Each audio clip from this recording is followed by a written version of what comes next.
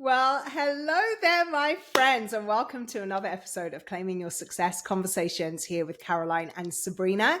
And we have another incredible guest with us today. Miss Sheba Caldwell is here on the podcast. And I am so excited. I feel like I've been so excited about every guest that we've had, but Sheba is a close personal friend of mine. We've been through a lot together.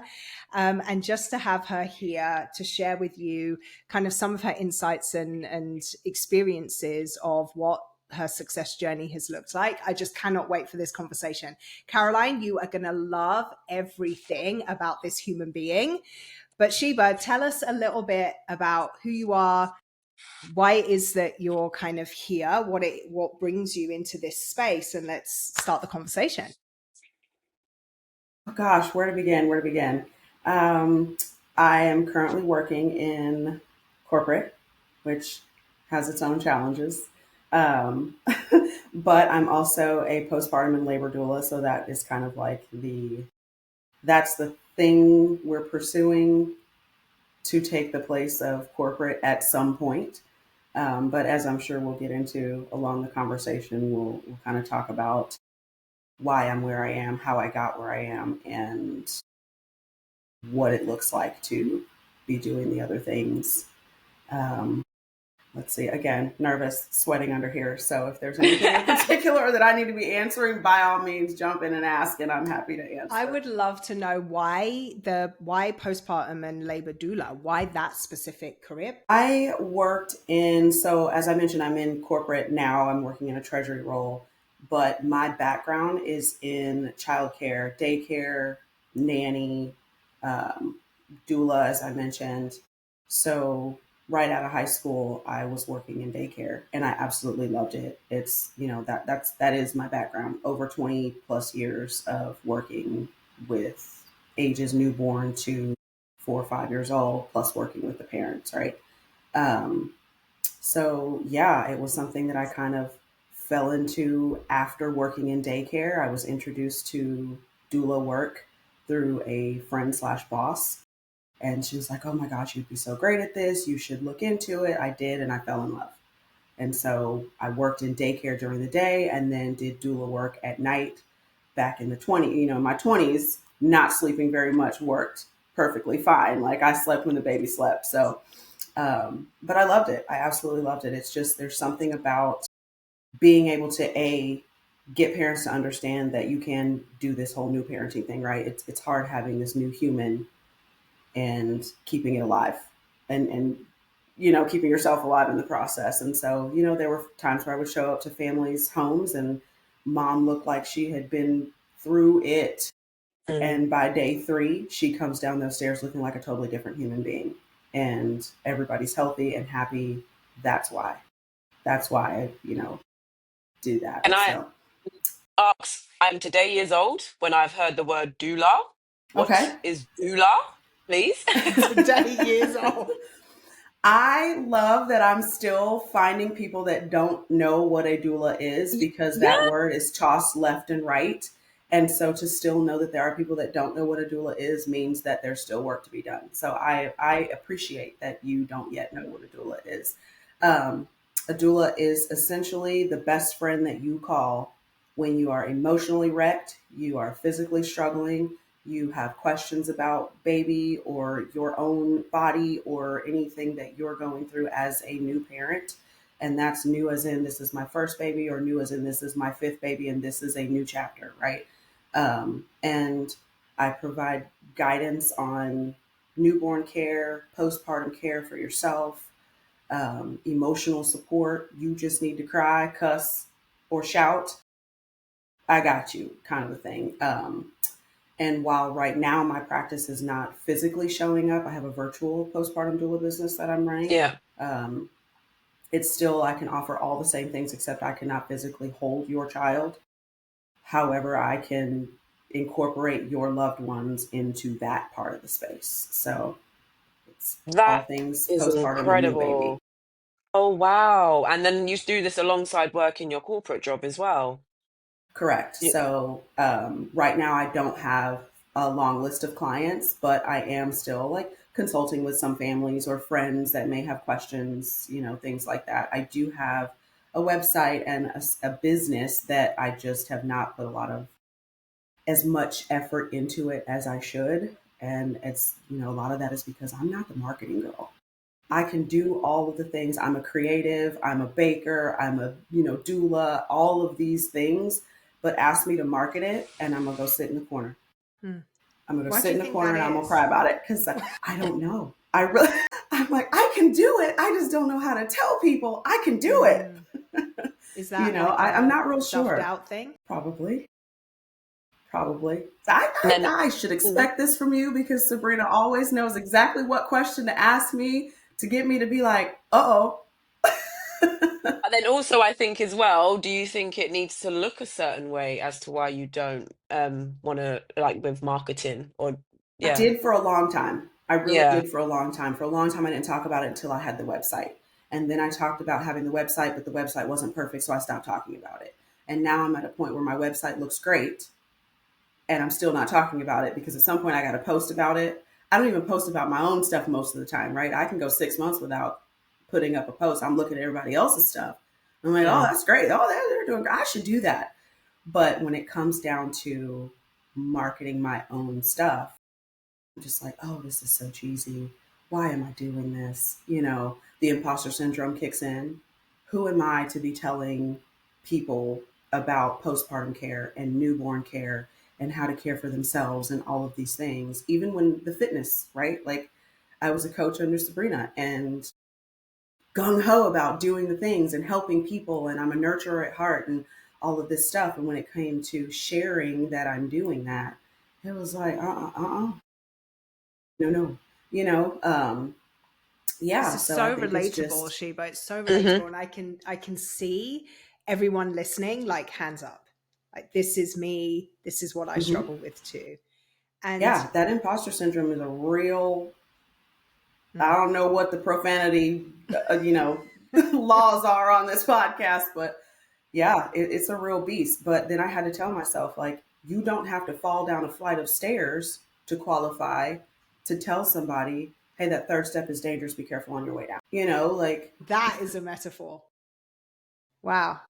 Because I think that's where a lot of people fall down, if we're going to go with that, is that you think that you have to have all the right answers and you have to be Mm. exact. Like we were just talking about, there doesn't exist, right? But we think we have to be there before we can help other people on their process. And that is the thinking that keeps so many people trapped.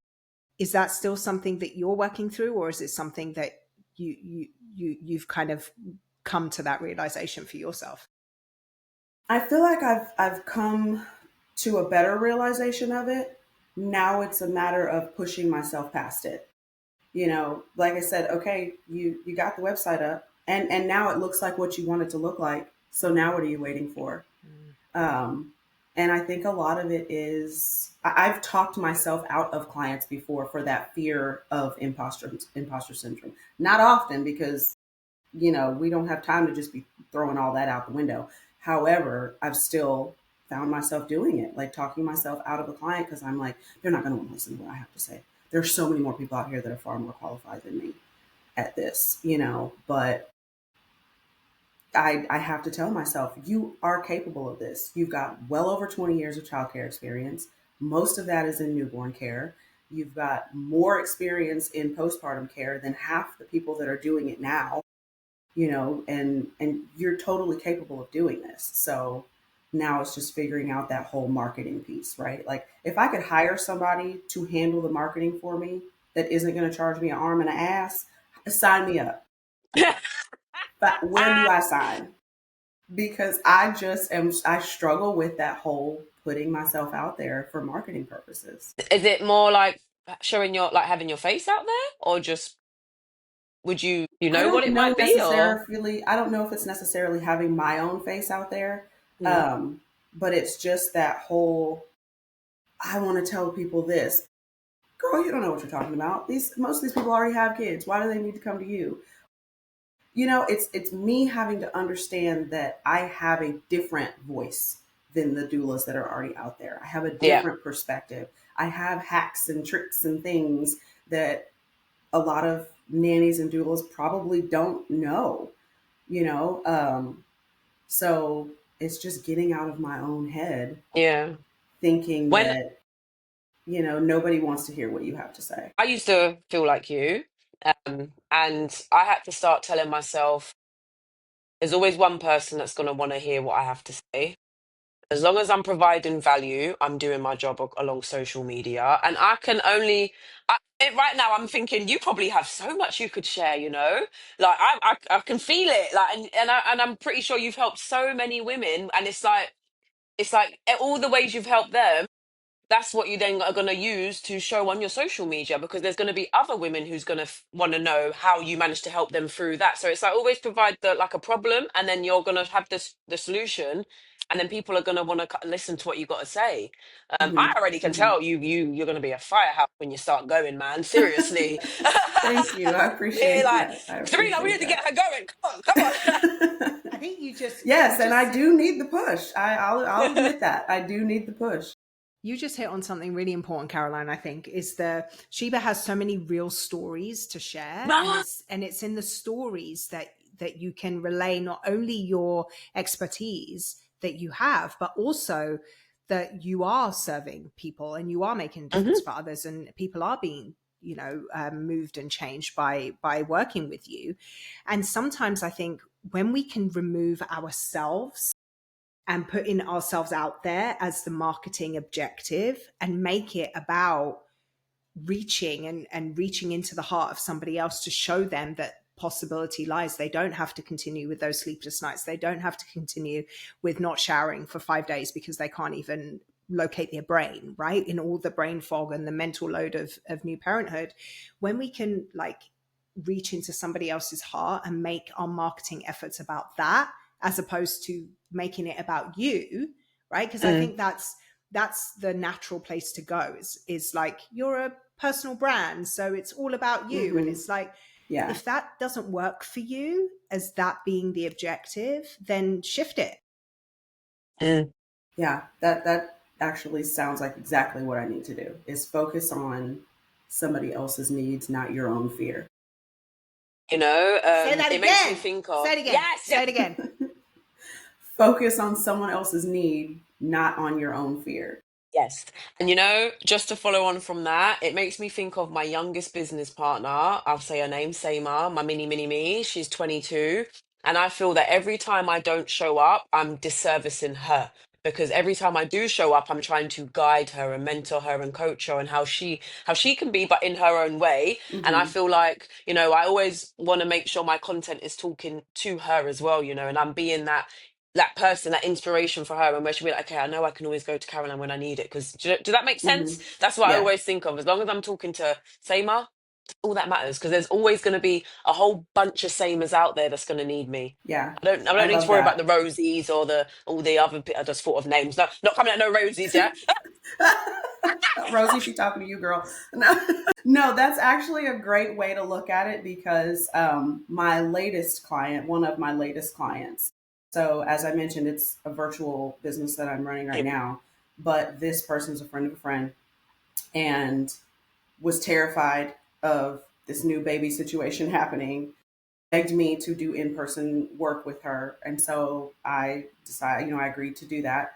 And to this day, her baby's just now approaching a year old. And to this day, she still credits me for her being able to get through the yuck and the muck and the nerves and the scary and all of the things of her before she had baby. We worked together before she had baby and then right after. Um, and so it's just kind of like, pick that person, talk to that person. Mm. And so I like that bit of advice there. I might have to use that. Joe, I think I've just never am I saying Delula? How am I saying it? Doula. What is Doula. wrong with me? Delula. Doula. That's I okay. like Delulu, Delilah, that Delulu. works too. Delulu the doula, yes. That's the new It's brand. incredible. Because, I even know someone who is a new mum, and, she has the questions that she's given to her mum. You know, even just thinking of my mum, it's so different to how it used to be back in the day, you know, to how it is now, and what you're being told what you can and can't do. So it's Oh so yeah, it's great. yeah. I've never heard of it. I'm just like amazed. And I love like the it. fact I that love you do that. it alongside working full time as well, one thing that comes into my head, does it mentally take a toll on you sometimes? Like, or how do you find that balance? Sheba, you seem like the most calmest person though. Like I tell you, right? It's all a facade. No. Did I mention the sweat rolling down my arms We right can now? see the sweat. No, and here's why. So, the better part of my younger years, 20, teens, 20s, even probably into my early 30s, was lived in survival mode. It was you do the jobs you got to do because you're just trying to survive. I moved out at 17. So I'm a 17-year-old kid who's just trying to figure my way through life. I'm, trying to get a job that pays the bills. I'm still trying to go to school, all of those things, right? So it was do what you got to do to climb that ladder to get to solid ground. Mm. Now, as I'm on the backside of my mid 40s, I've reached that point Looking where I'm good. like, thank you. I've reached that point where I'm like, okay, I have solid ground. I've got the finances. I've got the job. I've got the career that looks great on paper. Now that I've got that footing, you have no excuse to start doing some of these other things that bring you joy, that fill you up, that, offer service. You get to be creative in certain ways. Like, we've taken care of this. Now we can start really fully leaning into, or leaning in a little bit, right? Like, Mm. I'm not at a point where I'm just going to be like, well, got the career on paper. We're done with that. Let's jump headfirst into, just the doula stuff. I can ease into it, which Yeah. I've done, and still, get to fulfill that role. I feel like I'm still finding my purpose, or trying to. I've got so many things I'm passionate about and want to pursue, and it's just kind of like, ooh, rein it in. Let's start with a doula. Let's start with some of these other things that excite you, and ease into it. And maybe one day one can, take over the other. But it's not draining to me, to answer your question, because I'm able to scratch that itch of fulfillment there while I love still that. maintaining a full-time job. I Yeah. love that. And what I'm hearing when you say that is you're using these side hustles. Remember, we're falling out of love with that phrase, but you're using those as kind of that's your creative outlet, and the way in which you Mm-hmm. get to Passion serve, the way in projects. which the Mm. way in which you get to indulge your passions and serve and pursue that bigger fulfillment that you want for your life without the Mm-hmm. pressure put on it for it to be your Exactly. full-time Yeah. gig. Exactly. And I think that's so powerful. That's such a great perspective.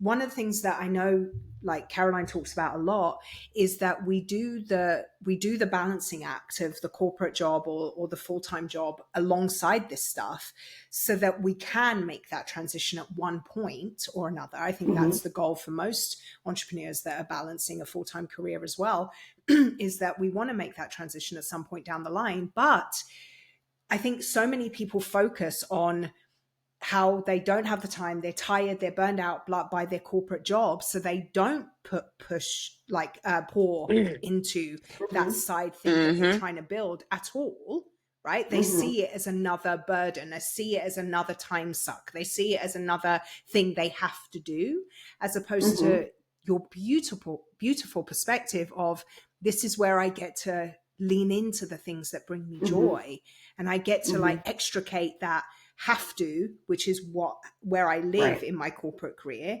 and I get to Mm-hmm. lean into what I get to do on the side. Mm-hmm. Like, Mm-hmm. how did Yeah. you arrive with that mindset? Because I think that's like groundbreaking for people. Mm-hmm. I think because at one point it was what you were saying, right? It was like, some of my marketing fear came from, oh, I've done work all day. Now I have to go figure out a post to share with people to bring them to this space. Now I have to do all these things. If I want to make this thing grow, I have to do all of that. And it kind of just got to a point where I was like, but you love doing that. So why are you fighting yourself on that? Like, show up over here and do what you got to do so that eventually you can do what you want to do. Mm. Like, you don't have to make this also a job per se. This is the passion. This is the fun. This is where we get to grow into something that brings us, light and joy. Like, why are you looking at it as such a dark thing? And so it was just kind of a, you know what, piece by piece, I'm going to work on my website. Piece by piece, I'm going to work on getting business cards. Piece by piece, I'm going to start talking to people about, hey, what do you do? Oh, the age old question that is I hate it. What do you do? Well, I work in treasury. It's nothing exciting. And I'm also a doula. And that's where I get you know, to talk about the fun stuff. Nobody want to talk I feel about corporate sitting at a computer all day. I feel like I want to like mold you in gold and erect like a statue in your honor for that response. Like it's so good. And everyone needs to rewind and listen to that again. So Mm. good. Because that could very well be the difference maker from somebody quitting on the passion project that they have, Mm-hmm. the dream and the vision that they have for what they want their future work to be built on, and somebody actually pursuing it. It's Yeah. that If I simple had shift in any focus. bit of advice, it would be, and again, that imposter syndrome kicks in, but I'm like, listen, if I have anything to advise on, it would be if it's meant anything to you at all, it means enough not to let it out of your sight. And even if that means you're baby stepping the hell out of it until it looks like something a little more tangible, don't let it out of your sight. And that's kind of where I've been. Like, I've always been a nurturer and a doer and a servicer and a creative at heart while trying to get somewhere in my career. I've always been needled by this one little thing where it's like, you're meant to be helping, you're meant to be serving, you're meant to be creating, all of these things. So if it means anything to you at all, don't let it out of your sight, no matter how long it takes you. hmm And it's what, yeah, Sabrina said, because I always say to people they need to have something outside of work Mm-hmm. fills them and makes them happy. They have Yeah. to start really training their mind. Work just pays the bills. It is Mm-hmm. just paying the bills. You're not there to make friends. You're not there to I don't know, but it's just because on what you truly want to do Right. side of work, because Right. the amount of times I could have a bad day at work, and as soon as I step outside, go onto my social media or open my email, there's something that will pop up from whatever I'm doing outside, and then I forget about the bad day, because that Mm-hmm. little one thing has just taken over, and it's made me feel like, oh my gosh, that. So I Mm-hmm. really do wish that people focus on what they're truly happy about and just work their asses off to get to where they want to go, because otherwise they're just going to stay miserable. They'll Yeah. stay miserable and they'll just keep Yeah. doing the same thing in the same cycle. And I've probably got about 25 people around me at the minute that are doing that I know of, in the Mm-hmm. working environment. And it's just like, Yeah. you're still going to stay unhappy because you're doing the same thing every day and you're not doing Yeah. nothing for yourself. Well, you also have to learn to grow where you're planted, right? Like, if you are working a job that you're not crazy about, it doesn't really light you up, find something about this job. Find the people that you work with that make the job a little easier to do while still doing this other thing, right? Because your main job is probably the better part of your day. So why spend it miserable all day long? Find the pieces of joy in what you have to do during the day. And then, to your point, when you clock out of there, close that door and open up the next one, and start doing that other thing. But you still have to find a way to grow where you're planted, or it's going to be miserable. And then you See, do but lose that yeah, fire of wanting to work on the other thing. you'd That be was another thing I surprised had to do. how many people in London work in jobs that they don't even like. Makes no sense because I don't understand. And one thing I always say is you're not a tree. You can move, and you Mm-hmm. should find a job that is more aligning for you, that you do enjoy. Even before I started social media, I actually thought I hated retail. My journey through lockdown is where I started social media. Then I actually realized it wasn't retail I hated because I love being around people. It was just where I was. So exactly what you've said, actually. Started to develop outside myself, which then developed me inside work, where I then actually started Mm-hmm. creating all these opportunities. Yeah. Said it. You said it. This conversation, I'm just like It's so I good. never know where to go with Sabrina when she just starts shaking her head. Like, what's brewing up there? It's just so good. Like, and knowing Sheba personally, I know like she's hilarious, first of all, like comedic gold over here as somebody to talk to. She's incredibly compassionate, incredibly nurturing. She's a wonderful friend.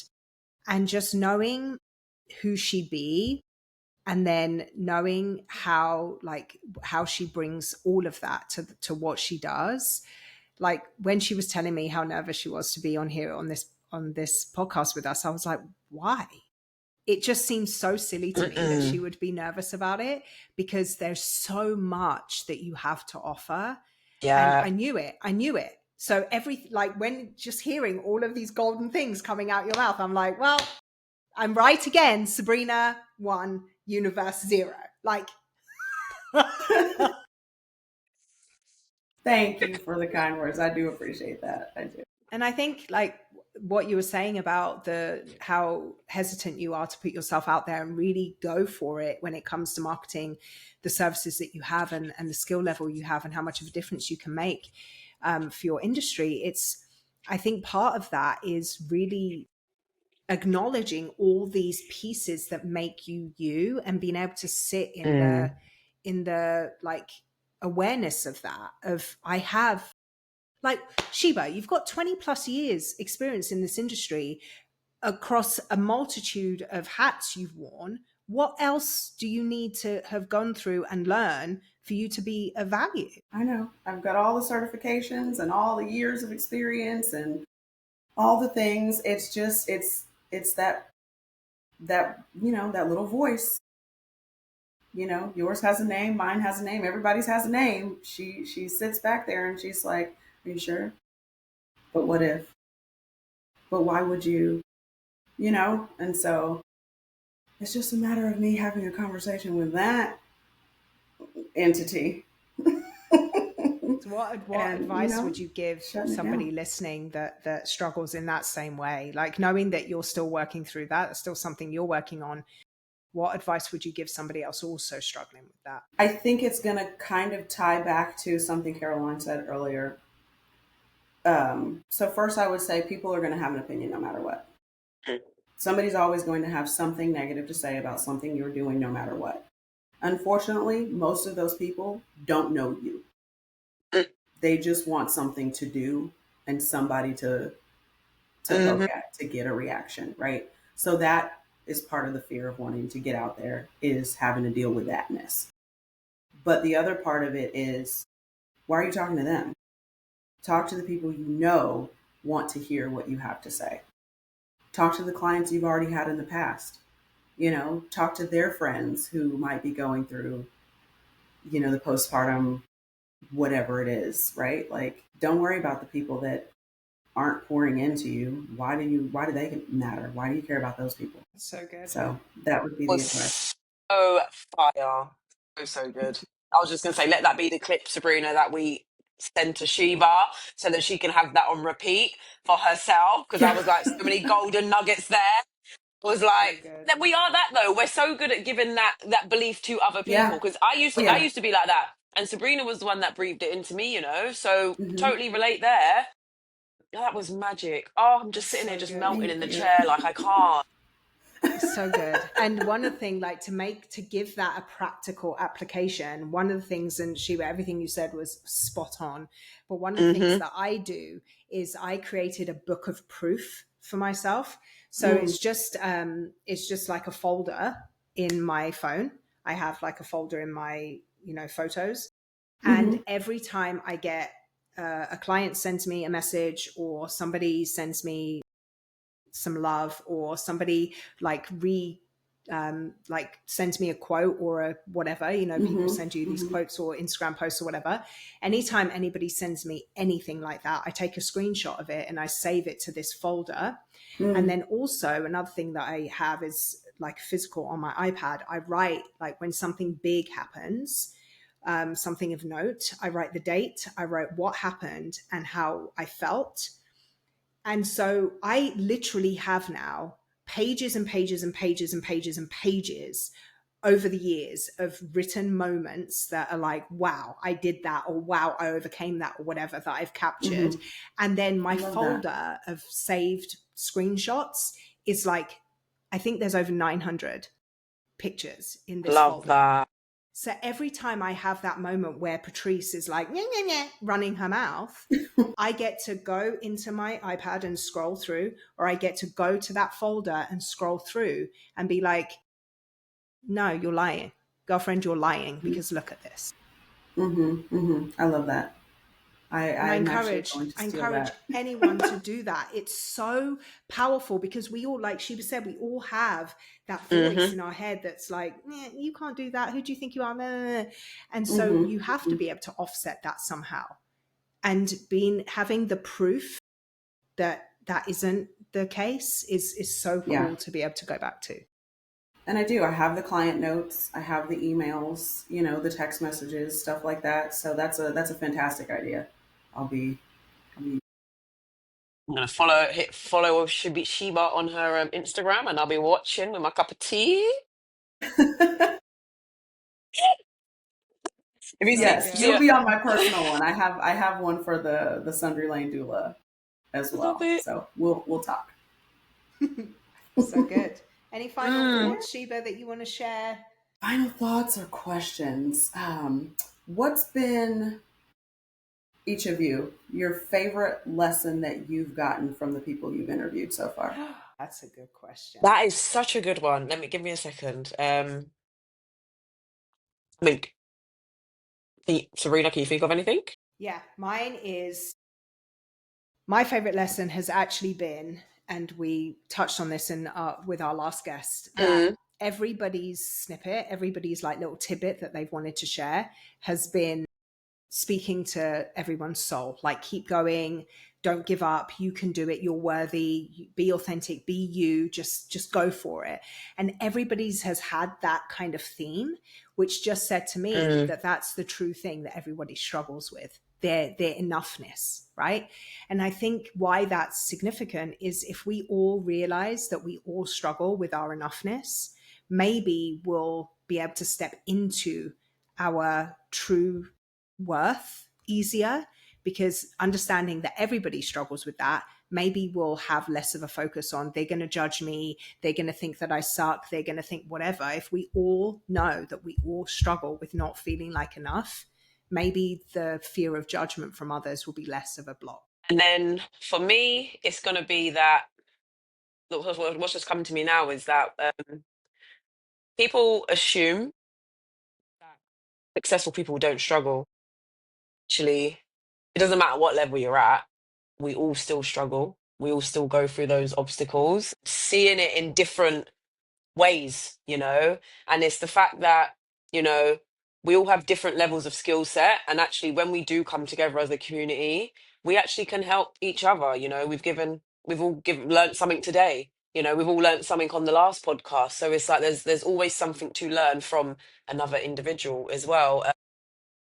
Just that there's so many of us out there that actually want to go after our dreams and goals. I mean, I've now met four fantastic women, three, sorry, in America, who are doing exactly the same thing as what I'm doing, So it's like, there's just knowing that, Caroline, as much as it feels like there's 1,000 people around you that don't understand what you're doing, there's four of you, including Sabrina, that actually do, and I only need to care about you four.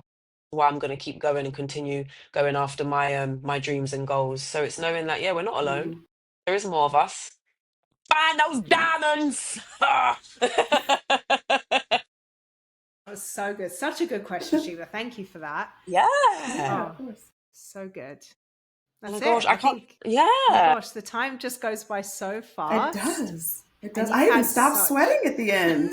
Look at you. Look at you. Yes. So good. That was fire. This is an episode that I know that I'm going to listen to more than once. That I think that our listeners are going to get a ton out of. So thank you, Sheba, for being vulnerable so and much. being scared, but coming to do it anyway. Yeah. That's like feel the fear and do it anyway. That's right. Feel the fear, do it anyway. That's what we do. Thanks, guys. Just Until thought of next her. time. Sorry, I'm gonna. Oh, Caroline, last thought. I'll say it after. Okay. All right, guys. See you next time.